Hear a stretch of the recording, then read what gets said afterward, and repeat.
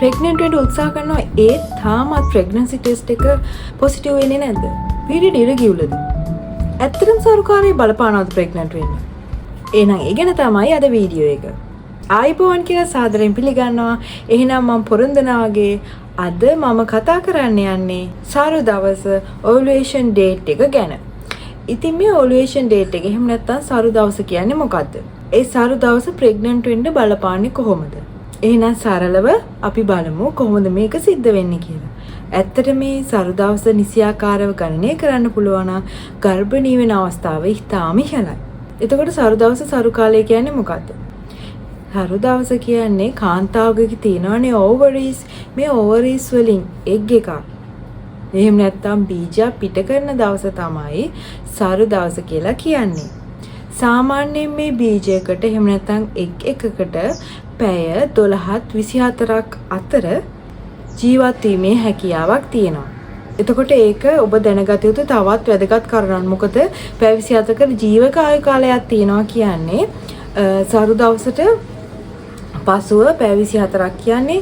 එතකොට තව දවසක වගේ ජීව කාලයක් තියෙනකොට මේ එකතු වෙන කාලය නිසියාකාරව දැනගන්න ඔයගලන්ට පුළුවන් වෙනවා හරි ඕවුලේෂන් ඩේට් එක හොයාගත්තොත්.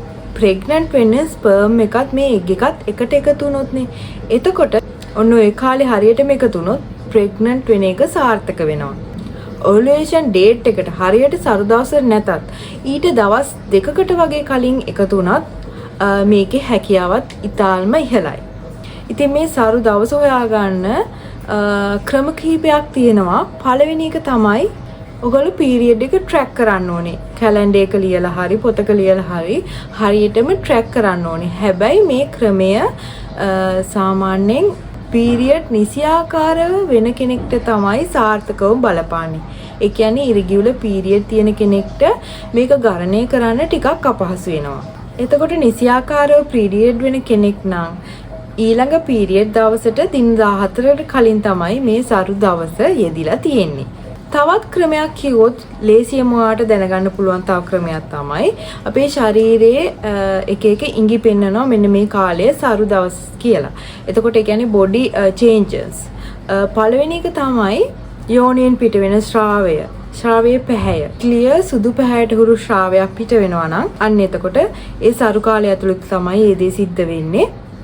යටිබඩේ සිදුවෙන සුළු වේදනාවක්. එතකොට ඔයගලන්ට හොයාගන්න පුළුවන් පීරියඩ් ඩේට් වලට කලින් දවස් 14කට 10කට විතර කලින් මේ වේදනාව ඇති වෙනවා නම් මේ පීරියඩ් හැදෙන්නද කියලා.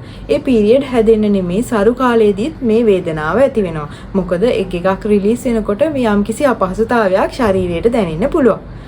ඊළඟ ලේසිම ක්‍රමය තමයි ඕවුලේෂන් ඇප් එකක්. එහෙම නැත්නම් ඕවුලේෂන් ස්ට්‍රිප් තියෙනවා.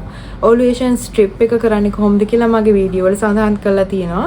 එතකොට ඕවුලේෂන් ඇප් ගැනත් මම කලින් කතා කරලා තියෙනවා. ඉතින් මේ දෙකිනුත් ඕගොල්ලන්ට හරි දවස ගණනය කරන්න පුළුවන්. ඉතින් මට මේ වීඩියෝ එකෙන් කියන්න ඕනේ උනේ ගොඩ දෙනෙක්ට අපහසුයි මේ සරු කාලයේ සරු දවස හොයාගන්න. බොඩි එක එක්ක ෆයිට් කරන්න නෙමෙයි බොඩි එක හරියට හඳුනා ගැනීම තමයි සිදු කළ යුත්තේ. ඉතින් දරුවෙක් අපේක්ෂා කරන කාන්තාවක් නම් වඩාත් අවධානයෙන් ඔබේ ශරීරයේ සිදුවෙන වෙනස්කම් ගැන අවධානයෙන් ඉඳලා මේ කාලය හොයාගන්න පුළුවන්. ඔයගොල්ලන්ට තවත් අපහසු නම් මේ සරු කාලය හරියට ගණනය කරන්නේ කොහොමද කියලා පීරියඩ් අන්තිමට හැදුණු දවස් කීයකට සැරයක්ද පීරියඩ් හැදෙන්නේ මාස 3ක වගේ හිස්ටරි එකක් එක්ක පොඩි කමෙන්ට් එකක් දාන්න. එතකොට මම ගණනය කරලා කියන්නම් මොන කාලෙද ඔයගොල්ලන්ගේ සරු දවස තියෙන්නේ කියලා. මේ වීඩියෝ එක ඔයගොල්ලන්ට වැදගත් වුණා නම් මතක ඇතුව ලයික් කරන්න. තාම සබ්ස්ක්‍රයිබ් කරලා නැත්නම් සබ්ස්ක්‍රයිබ් කරලා යාළුවන්ටත් බලන්න මේ වීඩියෝ එක ෂෙයා කරන්න. එහෙනම් ඊළඟ වීඩියෝ එකකින් හමු වෙනකන් ඔයගොල්ලන්ට සුබ දවසක්. ආයිබෝවන්.